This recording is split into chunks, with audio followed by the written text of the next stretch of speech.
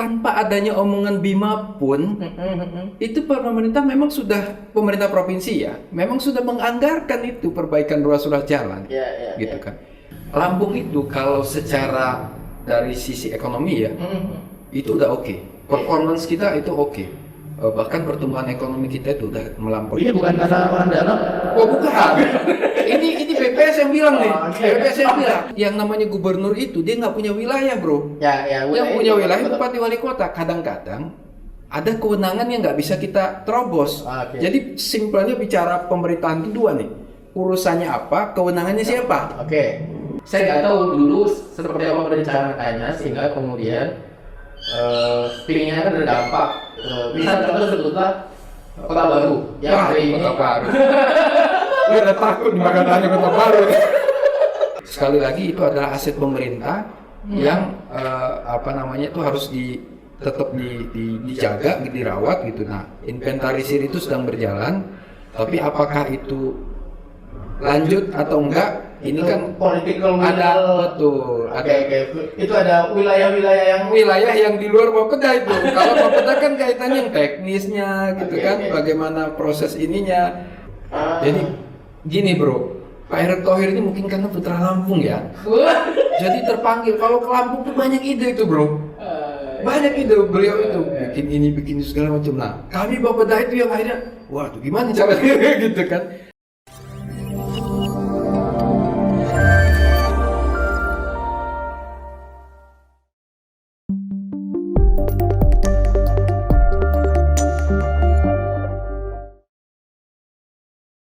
Assalamualaikum warahmatullahi wabarakatuh. Selamat datang kembali di podcast Berani Berbuat, podcast yang mengundang orang-orang atau orang-orang hebat yang banyak berbuat. Meski juga kita punya slogan berani berbuat, meski kecil pasti tetap berdampak dan bermanfaat.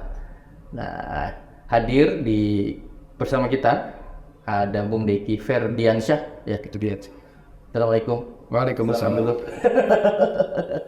Ini Lampung ini beruntung punya sosok muda under 50 tapi 40 juga lebih dikit lah. Bung Deki ini profesinya seorang perencana. Kalau sehari-hari ASN, tapi beliau ya open saja, enak saja diajak ngobrol gitu. Nah, beliau ketua PPPI, ya. Perkumpulan Perencana Pembangunan Indonesia. Nah, nanti kita akan spill aktivitas PPPI atau kalau P3 ini Alboyo PPPI supaya kita akan tahu aktivitas yang telah banyak berbuat merencanakan pembangunan daerah karena beliau juga ASN di Bapeda, maka tentu juga sebagai orang dalam. Ini kan agak sensitif bilang orang dalam. Orang dalam yang tahu daleman atau jeroannya bagaimana merencanakan pembangunan daerah. Mungkin bisa mengenali ya singkat aja Bung Deki. Monggo. Oke, makasih Bro Sabik. Assalamualaikum warahmatullahi wabarakatuh. Salam. Tapi pun, Ya ampun, lupa. wajib itu pakai. Ya ampun. Ya, terima kasih nih Bro udah diundang. Jadi saya Deki Ferdiansyah, sehari-hari sebagai ASN di Bapeda Provinsi Lampung dan sekarang memegang amanat sebagai ketua Perkumpulan Perencana Pembangunan Indonesia Provinsi Lampung. Jadi panggilannya Siap Dan kalau Tapi saya lebih familiar dipanggil Bung. Bung Deki. Bung Ketua. Bung Ketua. Ya, oke, keren. Itu tinggal di Kemiling, status menikah, anak 4. Alhamdulillah. Ketahuan dari rambutnya yang sudah memutih. Tapi ada cerita, rambut ini sebenarnya uban ini zaman kuliah juga udah ada uban. Bukan karena beruban karena memikirkan pembangunan.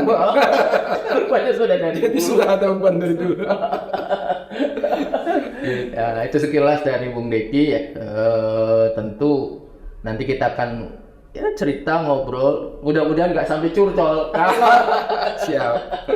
Ya, jadi sengaja kita hadirkan Bung Deki.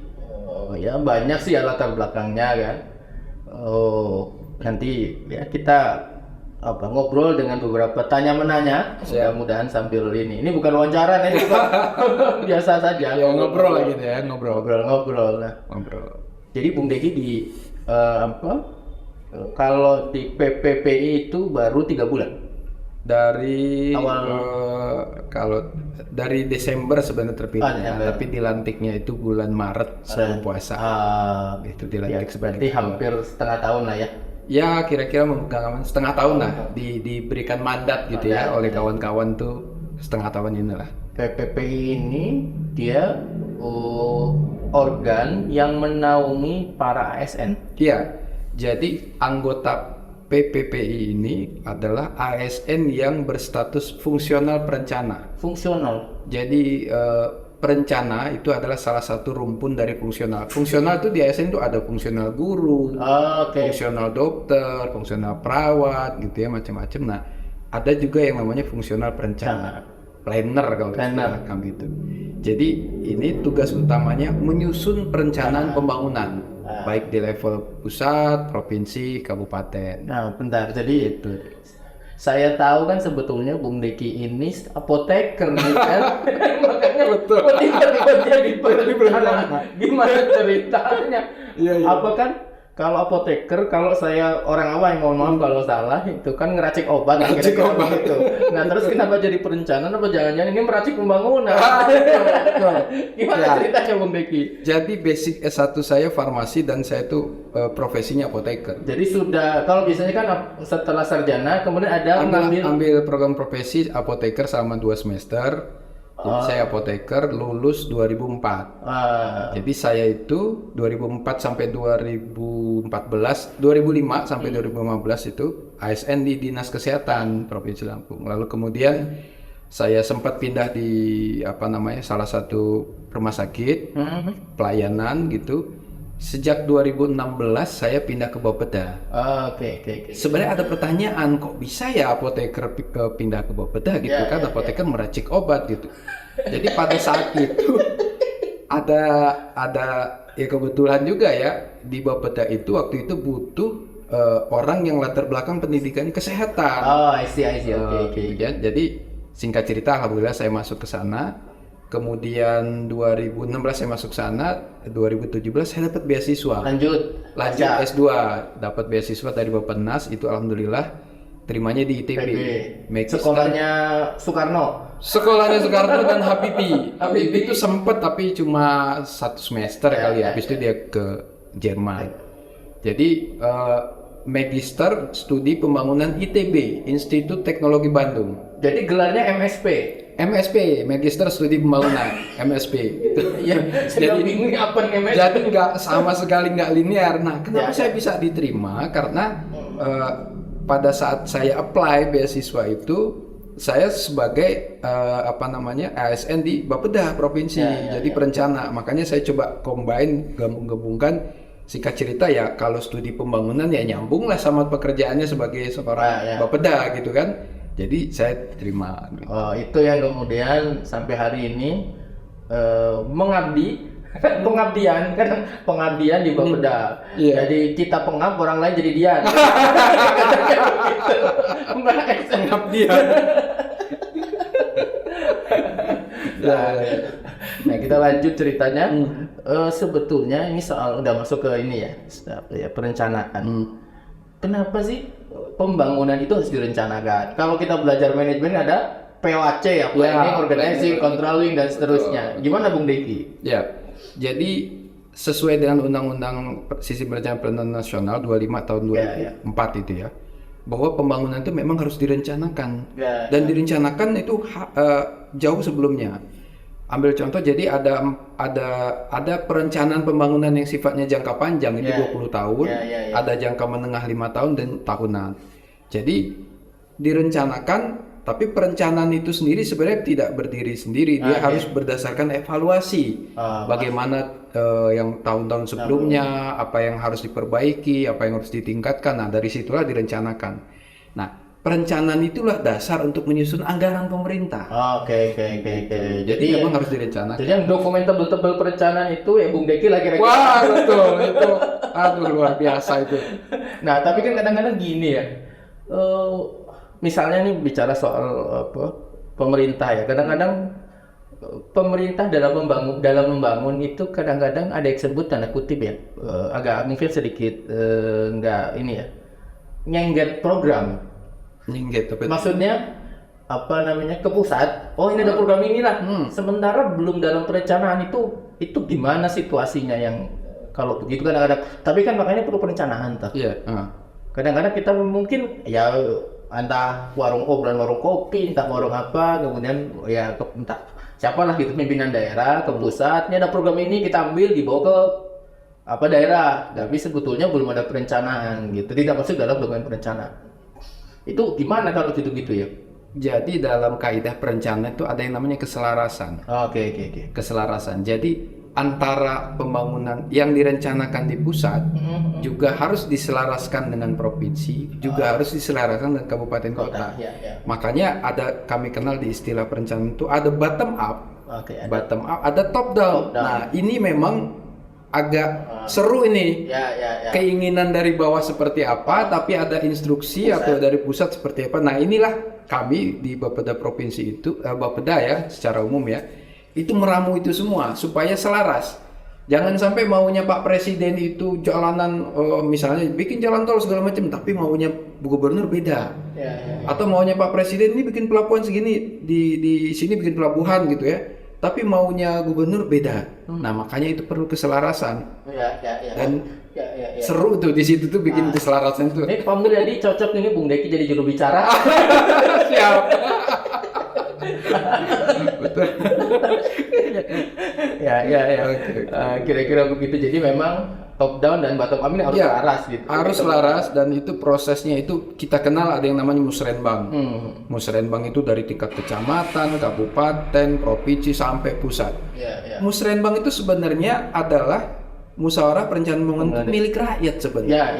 Ya. Kebutuhan Rakyat itu dipaparkan oleh pemerintah, tapi memang nuansanya kelihatannya musrenbang itu seolah-olah gawean pemerintah. Masyarakat itu kayaknya merasa adalah terserah pemerintah. Padahal sejatinya musrenbang itu menampung sebanyak-banyaknya usulan, betul. Apa namanya ya ide-ide dari masyarakat, dari tokoh pemuda, tokoh segala macam ditampung. Lalu kami Bapeda mencoba menselaraskan keinginan-keinginan itu supaya masuk. Ini selaras nih, ini enggak nih, dan seterusnya. Kalaupun enggak, misalnya kita kita tampung nanti masukin tahun depan. Jadi tetap sejatinya musrenbang itu adalah musyawarah untuk publik, sarana publik.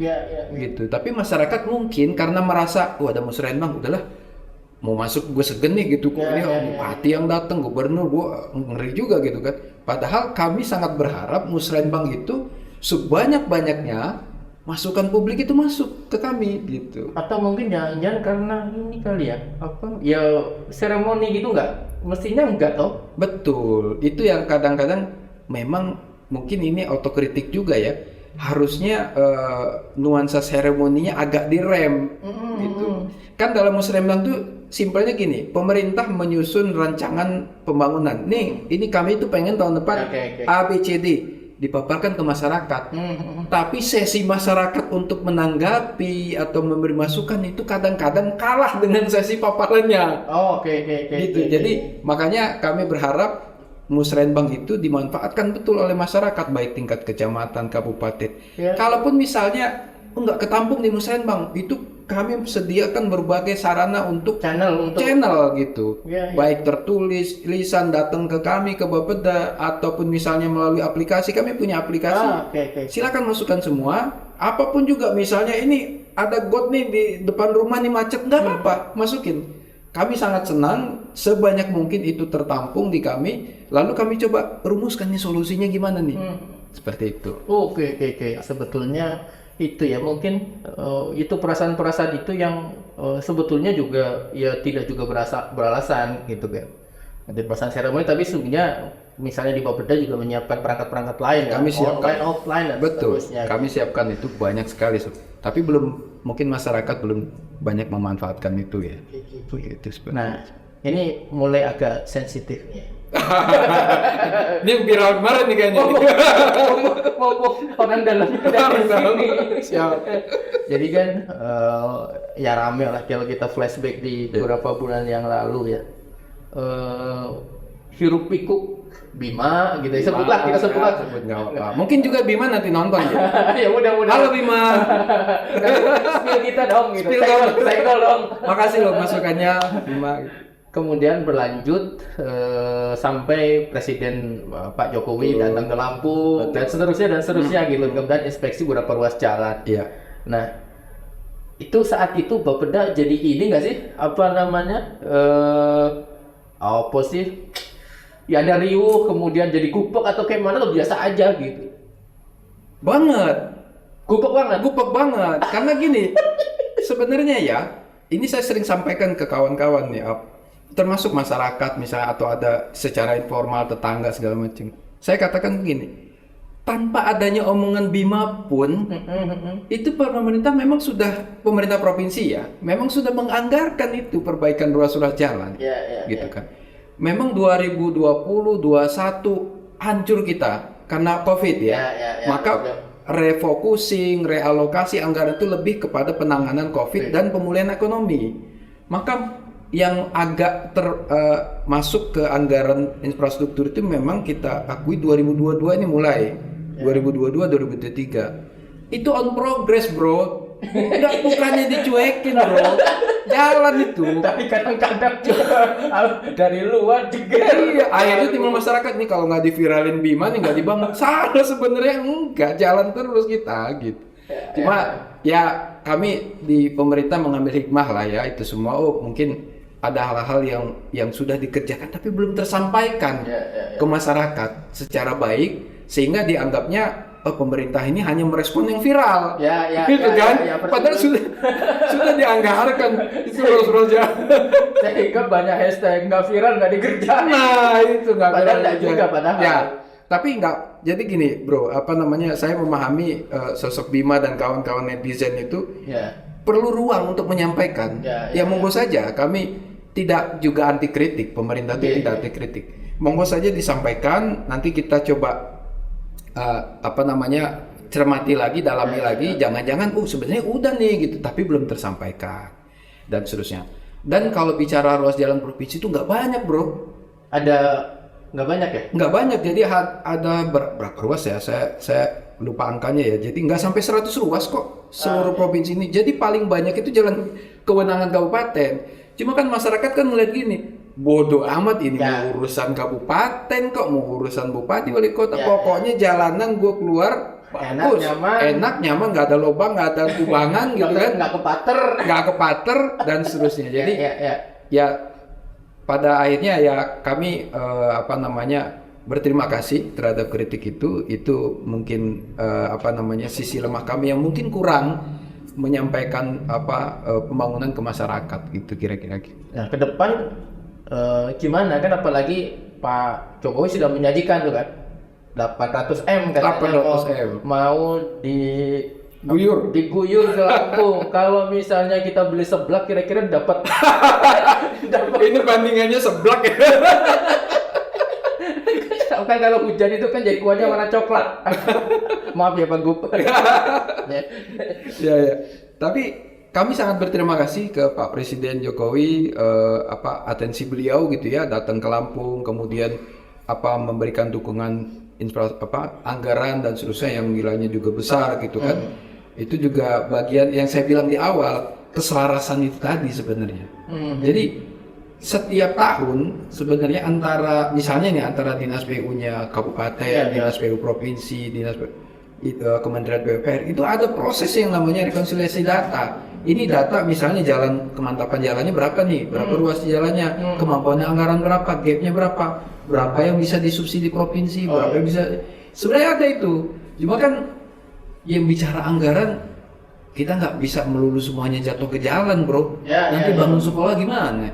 bangun puskesmas gimana, ya kan?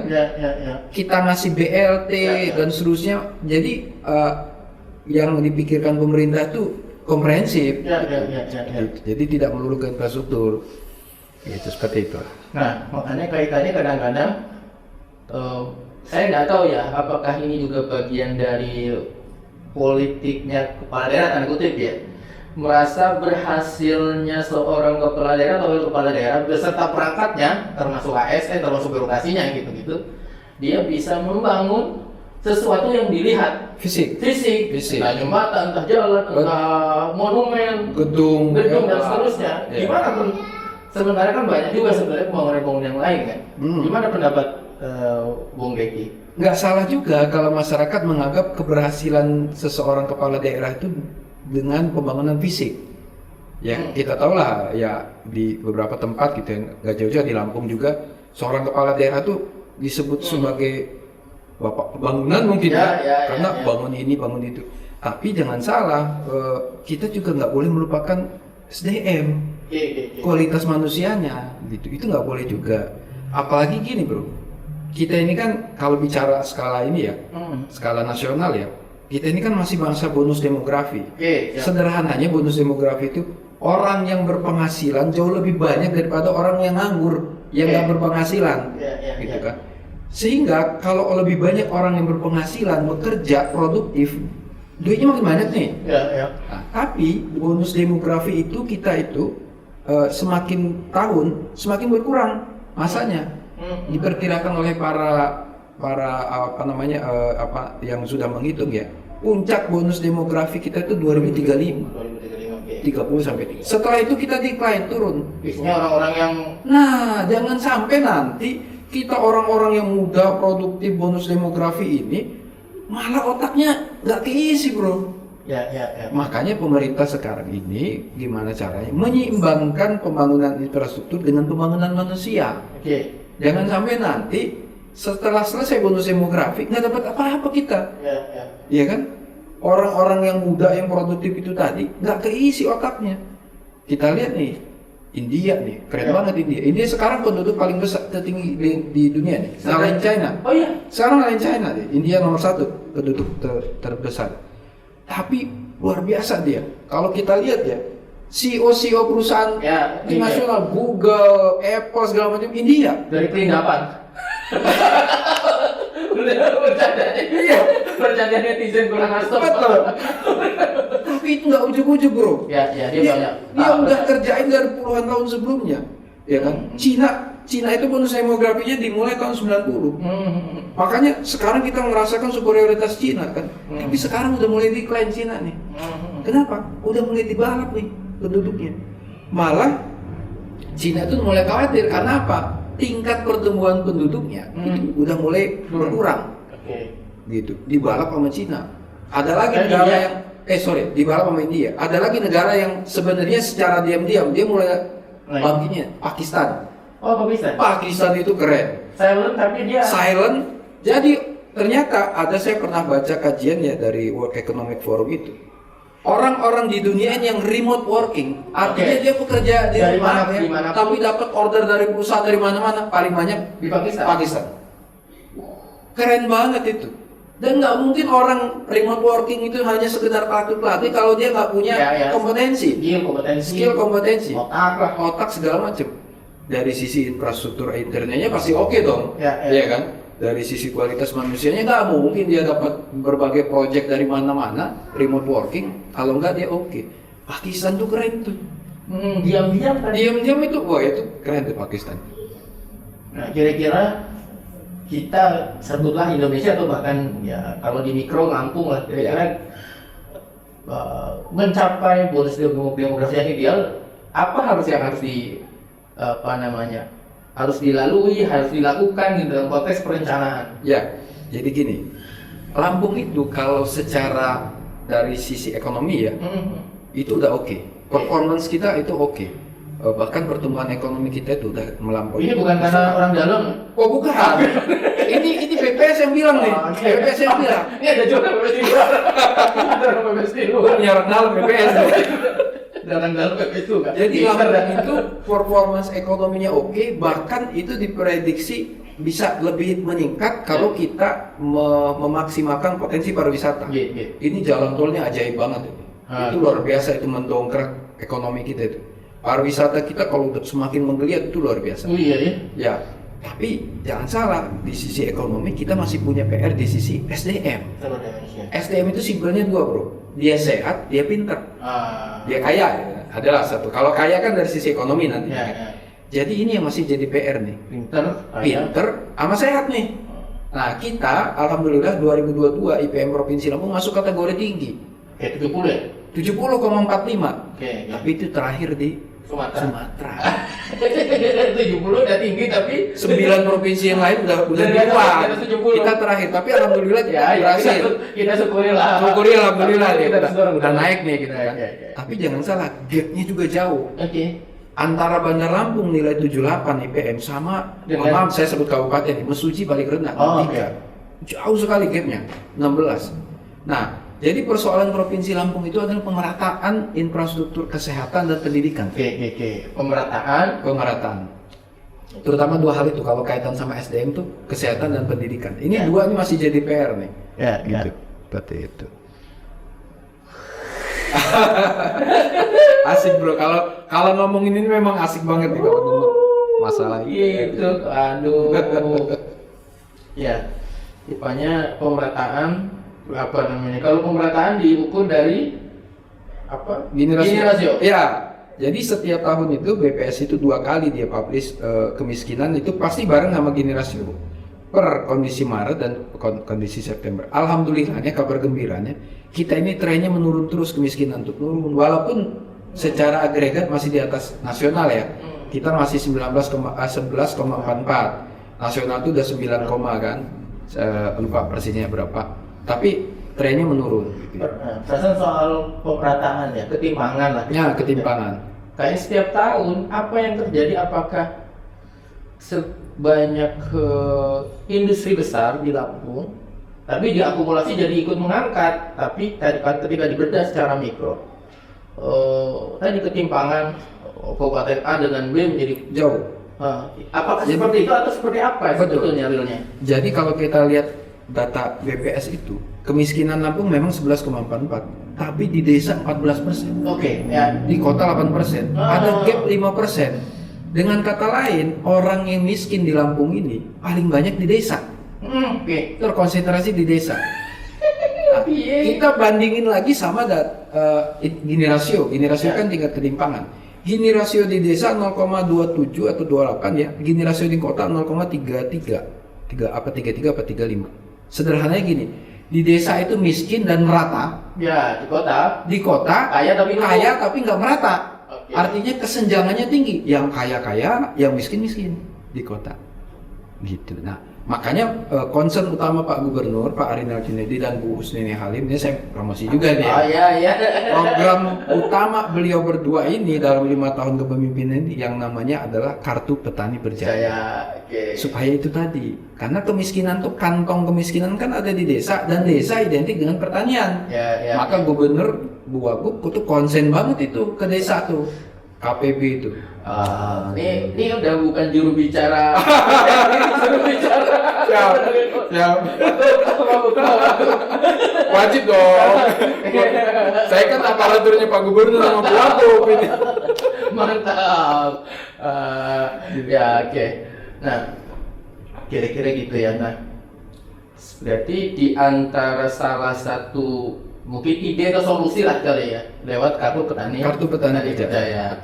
Nah, terus apa yang hari ini temuan atau apalah gitu yang kemudian mungkin juga saya informasi juga ada beberapa kan, bahwa niat baik tapi rupanya di lapangan juga ada hal-hal yang saya kira juga perlu ditingkatkan gitu.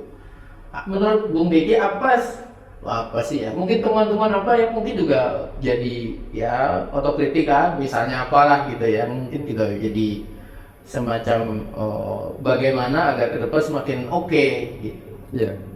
Jadi memang nggak mudah ya mengelola provinsi dengan jumlah penduduk 9,02 juta. Jadi di Sumatera ini setelah Sumatera Utara, Lampung nih Terbesar di Sumatera. terbesar jumlah penduduknya. Oke. Di satu sisi, artinya kita ini secara size ekonominya tinggi, tapi penduduknya banyak. Oke. Makanya kemarin di Musrenbangnas RPJP di Bali, Lampung ini termasuk provinsi dengan ya bahasa ininya agak miskin lah dari sisi PDB. Saya kaget ketika baca rilis itu Jambi di atas kita. Ya. Jambi memang duitnya nggak seberapa, tapi penduduknya dikit banget. Oke. Gitu. Jadi kalau duit dibagi rata. dibagi rata jumlah penduduk dapat angka namanya PDRB per kapita Ya, kita. ya. Lebih Jadi besar. nggak gampang dari sisi ekonomi itu. Kemudian namanya ngelola 9 juta orang, apalagi penduduk ini kan Beragam sekali. Beragam, ya. Indonesia Nusantara mini. betul, dan yang namanya gubernur itu dia nggak punya wilayah, bro. Ya. Yang punya wilayah bupati wali kota. Kadang-kadang ada kewenangan yang nggak bisa kita terobos. Oke. Jadi simpelnya bicara pemerintahan itu dua nih. Urusannya apa, kewenangannya siapa? Oke. Gitu. Ini urusan pendidikan misalnya.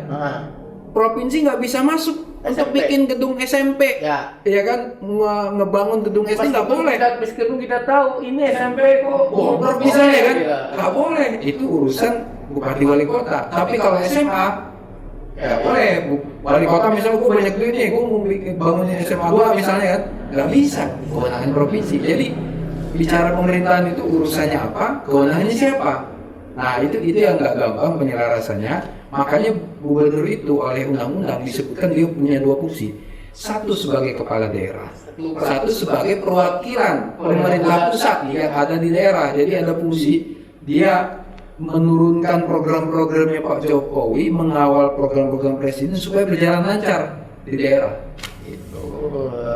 Kita banyak belajar ini. Namanya orang dalam. Gue nggak belajar ini di S1 ya. Gue belajarnya pas S2. Ya. Mantap. Nah, ini lagi. Nah, kan salah satu mungkin problem lah ya pembangunan di Lampung itu yang juga jadi sorotan. Saya nggak tahu dulu seperti apa perencanaannya sehingga kemudian pinginnya kan berdampak. Misal contoh sebutlah Kota Baru yang Wah, hari ini. Kota Baru. Gue udah takut makan tanya Kota Baru. Kota Baru. Itu kan ya sebetulnya kalau mau ini kan produk perda kan. Ya. Perda lalu kemudian ya tanda kutip lo berhenti lah gitu ya. Saya nggak tahu apakah akan berhenti terus atau mungkin ke depan sudah ada mulai muncul semangat lagi membenahi Kota Baru dan sesuai dengan niat awalnya apa ya diantaranya pemerataan kan pasti kan pemerataan ekonomi, pemerataan pembangunan yang biasanya terpusat di kota Bandar Lampung agak minggir gitu. Betul. Iya. Dari sisi perencanaan di Papeda ada nggak pembahasan atau apa gitu bahwa itu tak akan dilanjutkan atau akan tetap di hold gitu? Kalau jawaban lanjutkan atau hold, mungkin lu perlu datengin Pak Gubernur atau Pak Sekda ke sini ya. Gak bisa gue jawab. Tapi gambarnya gini kira-kira bro, pembahasan itu sudah ada dan sering. Jadi sudah ada perintah dari pimpinan untuk mulai mendata aset. Oke. Ini kan aset yang sudah cukup lama ya, kira-kira masih layak nggak tuh bangunan tuh kita ini infrastruktur jalannya dan seterusnya gitu ya. Tapi sekali lagi itu adalah aset pemerintah yang itu harus tetap dijaga, dirawat gitu. Nah, inventarisir itu sedang berjalan, tapi apakah itu lanjut atau enggak? Ini kan political ada betul, ada itu ada wilayah-wilayah yang di luar Bapeda itu. Kalau Bapeda kan kaitannya yang teknisnya gitu kan, bagaimana proses ininya, perencanaan dan seterusnya. Nah, selanjutnya rekomendasi itu kan kami sampaikan ke pimpinan. Yes or no, gongnya itu pimpinan yang memutuskan. Tapi kira-kira kalau misalnya ya berlanjut, apa dampak yang mungkin akan terjadi? Justru itu tadi yang disampaikan pemerataan. Lampung ini ya kalau kita mau maju maka harus dimunculkan pusat-pusat ekonomi baru. Oke. Itu ide Kota Baru itu ide yang brilian sekali, bagus sekali supaya ada pemerataan itu tadi zaman Pak Gubernur Sarudin ya gitu ya. Supaya ada di kota Bandar Lampung tetap sebagai pusat jasa dan seterusnya ya, perdagangan, pusat pemerintahnya di sana. Jadi ada pemerataan, ya kan? Sebenarnya kunci bangunan itu kan itu kan, bagaimana kue itu merata menyebar. Ya. Jangan sampai numpuknya di Bandar Lampung mulu nih, tapi kawan-kawan atau saudara kita di Kuai Kanan harusnya bisa merasakan itu, pemerataan itu. Nah, jadi itu sebenarnya salah satu trik supaya ada pemerataan pembangunan. Bikinlah pusat-pusat pertumbuhan baru di kota baru, supaya nanti kan ya minimal kalau pemerintahan sudah pindah ke sana kan ya adalah pegawainya juga pindah ke sana, ya kan, muncul juga nanti perdagangannya di sana dan seterusnya. Jadi pemerataan itu kunci sebenarnya dalam pembangunan. Nah, seenggaknya sekarang sudah mulai macet, jadi agak berkurang kalau pindah. Betul. Gitu. Aduh. Terus bicara soal proyek nasional, Bung Riki dan teman-teman ya di perencanaan ikut ini dah, apa cawe-cawe tanda kutip ya, dalam apa namanya dari 6 atau 7 proyek strategis nasional. Ada beberapa, kalau istilah kami itu major project ya, Major PN project. ya, atau PN project nasional. Jadi setiap tahun pemerintah itu sudah given sebenarnya. Oke. Ada yang given, ini udah kami bikin nih, Lampung itu nanti akan dibikin bendungan West Kampung Ya, oke. atau bendungan Marga 3, atau bisa juga bottom up. Wah, usulan. Bottom up itu usulan, kalau istilah kami itu rakortek. Kami usulkan nih, di Lampung mau ngusulin apa? Ada. Terakhir kami mengusulkan itu 10 proyek daerah untuk diusulkan. Tapi kadang tidak semuanya itu bisa diakomodir pusat. Oke. Nah, jadi itu tadi saya bilang penyelarasan tadi. Nah, tapi kalau proyek nasional harus kami ngawal. Karena itu given. Dan proyek nasional itu dukungan anggaran dari pusat. Contoh bendungan Marga 3 ya, bendungan Wais Kampung itu udah given karena pusat menganggap Lampung adalah produksi pangan, maka harus ditopang oleh bendungan, oleh ketersediaan air. Nah, maka pusat menganggarkan bikin itu. Nah, kami provinsi masuk ke apa nih, dukungan APBD provinsi untuk supaya bendungan itu jadi gitu. Oh, misalnya jalan di desa itu masih rusak, nah itu yang kami benerin. Jadi tetap ada dukungan terhadap proyek strategis nasional. Gitu. Berarti kalau given, ya apakah mungkin tanda kutip ya, sebetulnya di daerah nggak butuh, tapi karena versinya pusat butuh, ini harus ada, ya udah diterima gitu. Ya nggak ujuk-ujuk juga. Given itu kan udah dalam dokumennya, tapi sebelumnya ada proses. Di mana daerah ini, misalnya sederhananya gini, kata orang pusat nih, gue mau bikin bendungan nih, kira-kira cocok nggak? Ini nanti kita kaji, jangan di sana bro, bagusnya di sini gitu kan. Jadi proses itu berjalan. Nah, nanti ketika sudah masuk ke dalam dokumen namanya RKP pusat, masuk dalam proyek major project atau proyek nasional ya. Nah, barulah di sana udah given pemerintah. Kalau udah given itu sebenarnya kajiannya sudah panjang sebelumnya dan ada keterlibatan daerah di sana. Akhirnya juga mungkin ada satu titik mendapatkan masukan kali atau tetap proses itu bukan melulu top down ya. Makanya perencanaan itu harus ada top down dan bottom up. Itu berjalan terus kok. Ya. Nah, ini terus itu ya, mudah-mudahan teman-teman terjawab ya di antara proyek nasional nih. Ya ini spill lagi sedikit, ada bendungan. Kemudian kalau di Lampung Selatan ada Bakauheni Harbor City. Di sana sudah ada Krakataupark ya. Itu swasta atau BUMN? Seingat saya itu dikelola, karena pengelolaan tetap oleh PT Pelindo. Karena kan masuk itu kawasan itu sebenarnya kawasan PT Pelindo. Itu kan jadi, tapi dikembangkan tidak hanya untuk penyeberangan, tapi juga ada wisata di sana.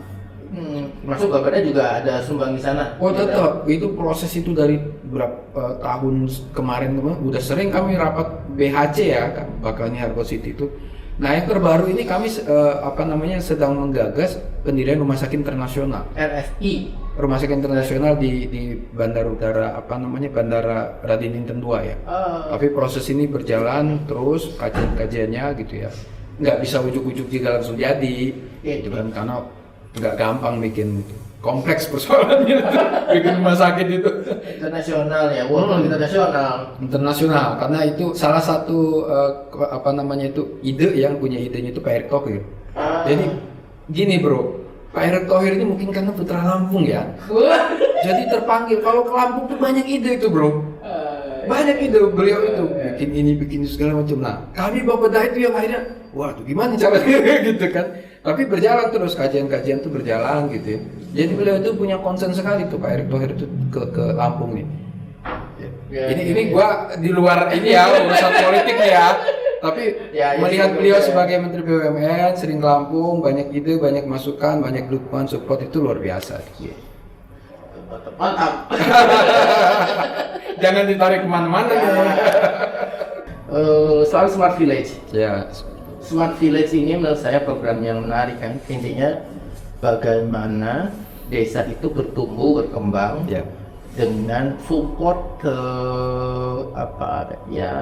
teknologi informasi lah kira-kira begitu, sehingga masyarakat setempat, masyarakat di desa karena sebenarnya village kan menjadi lebih cerdas, berdaya dan seterusnya gitu, sehingga kemudian mensupport Lampung secara umum. Mungkin juga ada kaitannya dengan tadi bagaimana kemiskinan gitu.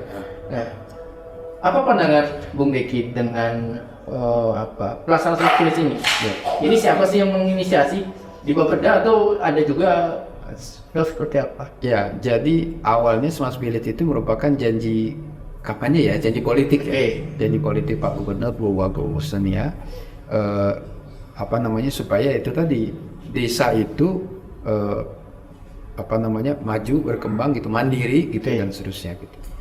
Karena itu merupakan janji politik, maka harus kami tampung dalam dokumen yang namanya RPJMD, Rencana Pembangunan Jangka Menengah Daerah. Jadi dokumen perencanaan pembangunan itu juga harus mengakomodir unsur politiknya. Karena itu kan janji kampanye akan ditagih di ujung nanti oleh publik, oleh DPRD kan, masuklah di sana. Dan itu mulia sekali, karena kaitannya tadi, kalau kita baca data dari BPS, kemiskinan itu terkonsentrasi di desa, sebagian besar profesi penduduk desa adalah petani, maka muncullah KPB. Nah, muncullah Smart Village ini supaya tadi sinkron dengan KPB itu tadi. Jadi Smart Village itu supaya desa ini semakin maju, semakin mandiri. Kita tahu kan sekarang yang namanya ADD, anggaran dana desa itu kan semakin banyak nih. Baik yang dari pusat, support dari provinsi, dari kabupaten kota. Nah, sebenarnya PR selanjutnya itu adalah bagaimana tata kelola. Kita tahu itu kan sering tuh ada berita-berita tuh kepala desa ini ada ini segala macam. Itu tata kelolanya. Kalau tata kelolanya udah bisa kita benahin nih, ya tidak ada lagi penyimpangan dan seterusnya, itu bagus banget.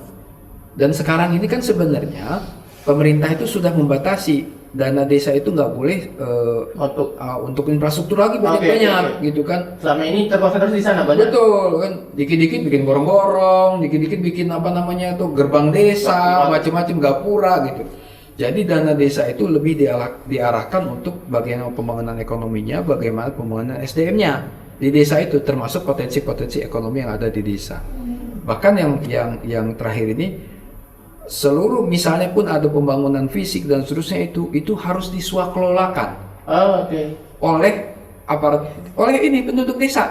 Jangan sampai nanti bikin jalan, bikin gorong-gorong, kontraktornya dari luar. Kan sayang banget itu, padahal duitnya memang di situ, sudah ada di sana gitu. Kira-kira itu. Jadi support dana desa itu tadi juga itu salah satu yang mendukung Smart Village. Nah, tapi tantangannya adalah ini kan, tata kelola itu. Tata kelola ya, namanya Smart Village ya harus smart juga dong SDM-nya dong. Karena kita memang masih jadi PR ya untuk Smart Village ini, bagaimana itu tadi bisa sinkron dengan KPB misalnya, sinkron dengan yang lain-lain, supaya itu tadi sederhananya dalam RPJMD itu ada indikator makro ya, kita bisa digunakan sebagai capaiannya.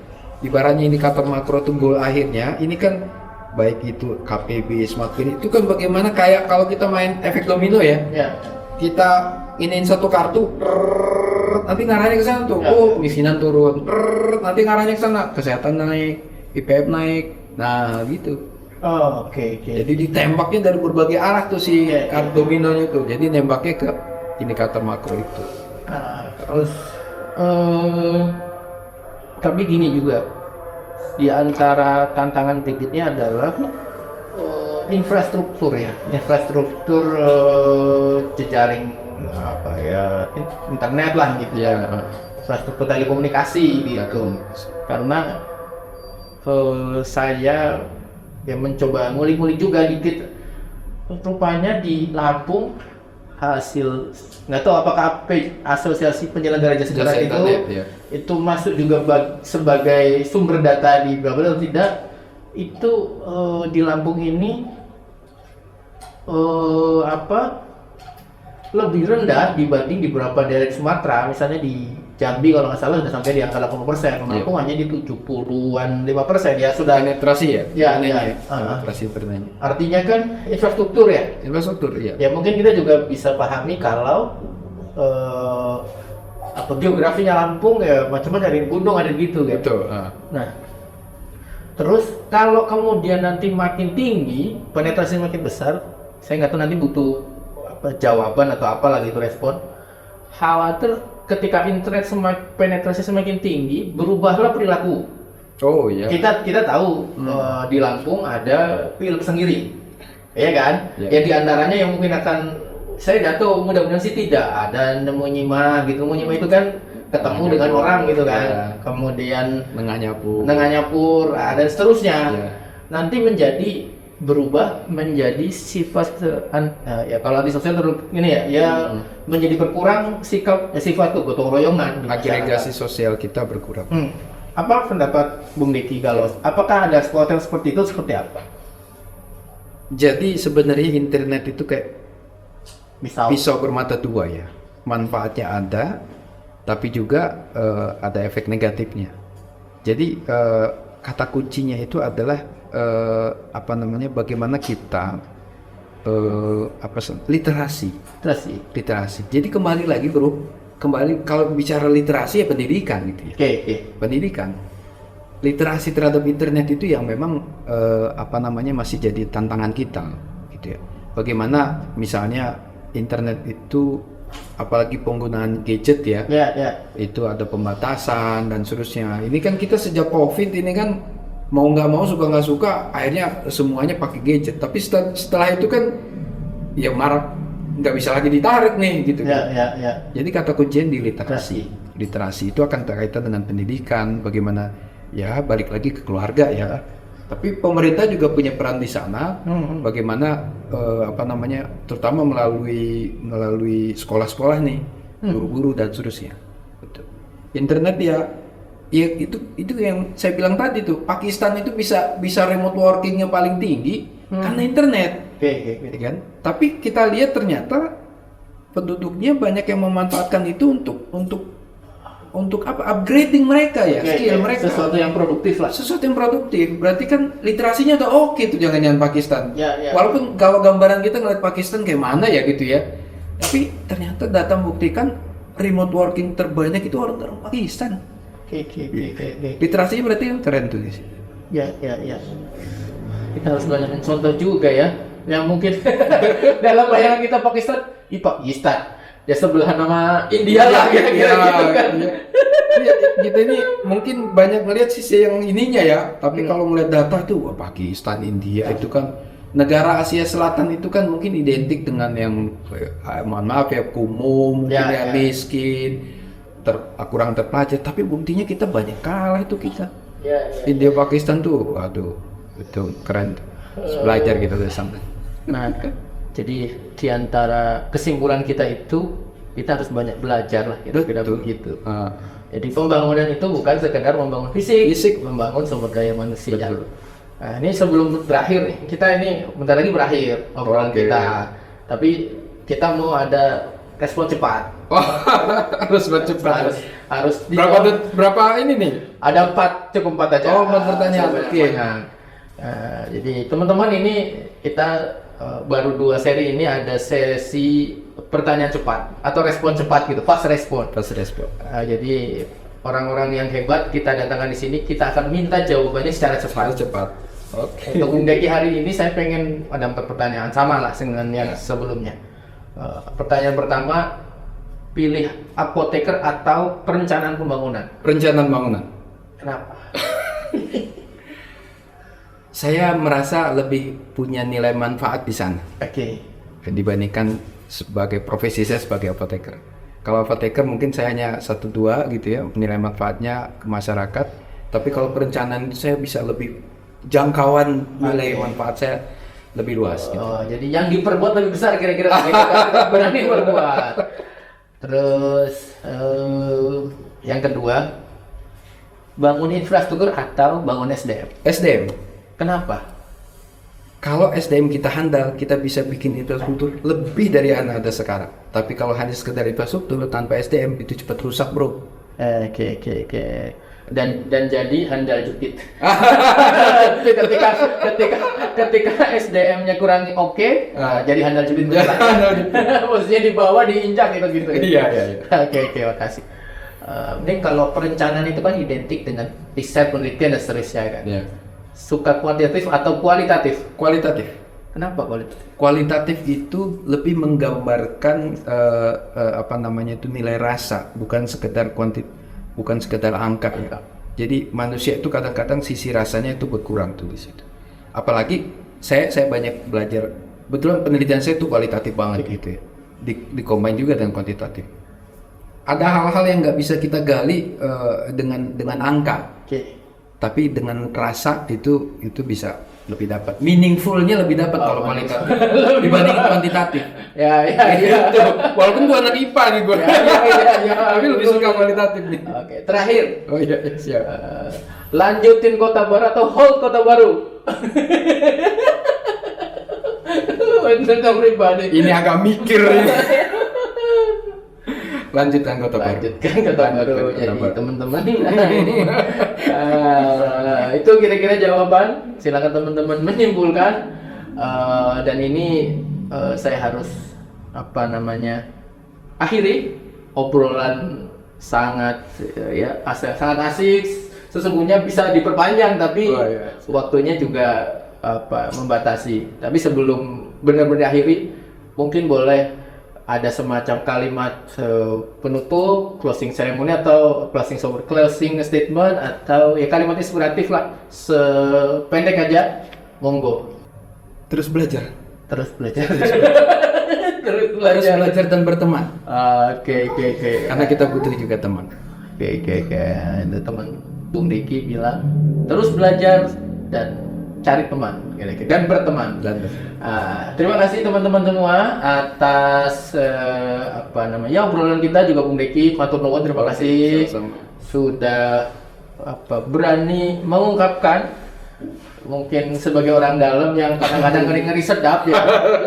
Tapi mudah-mudahan ini juga jadi pengetahuan bagi kita bahwa sesungguhnya pemerintah ya nggak tidur, nggak berdiam gitu kan, selalu berpikir yang terbaik untuk masyarakatnya, untuk 9,02 juta penduduk di Lampung gitu. Terima kasih, saya Sabit.